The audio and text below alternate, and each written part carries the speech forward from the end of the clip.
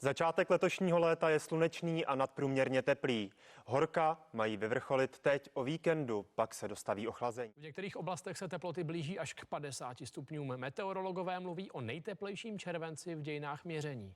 V tomhle počasí se prostě nedá vydržet. Musíme okamžitě sednout do auta a jet se někam ochladit. Buď do hor, anebo k vodě.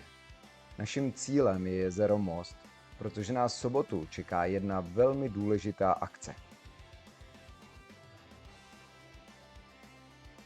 Večer před spaním si ještě užíváme parádní noční koupání v jezeře. Ráno nás ale probouzejí první paprsky nemilosrdného slunce.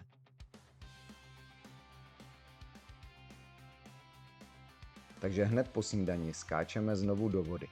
Obrovskou výhodou téhle strany jezera je, že tu není ani noha.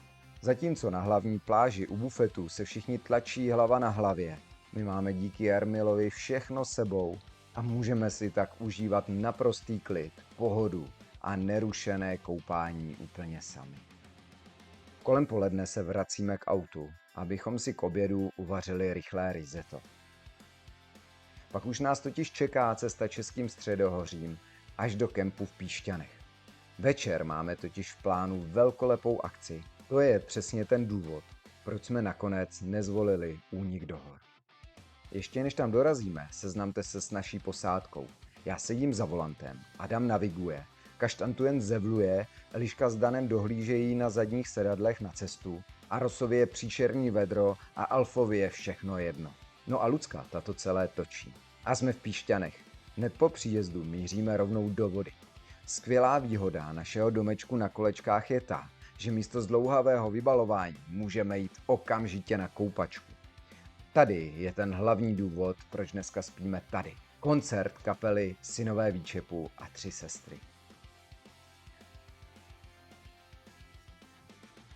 Ráno se probouzíme do dalšího tropického dne. Takže plán je jasný. Strávit ho celý ve vodě. Tento kemp je naprosto skvělý. Za 500 korun na noc tu máme plac na stání, luxusní koupání, pro Jarmila čistou vodu i elektřinu. Jediné malé mínus je, že se tu bohužel nesmí koupat psy a tak je pouze sprchujeme. Každopádně víkend v přírodě byl rozhodně milionkrát lepší než zevlova doma u televize. My už se teď neuvěřitelně těšíme na další cestu, i když doufáme, že příště už bude počasí přece jenom o trošičku příznivější. Těšte se na další dobrodružství s námi. A pokud se vám video líbilo, nezapomeňte nám dát palec nahoru a kliknout na odběr, ať vám nic neuteče.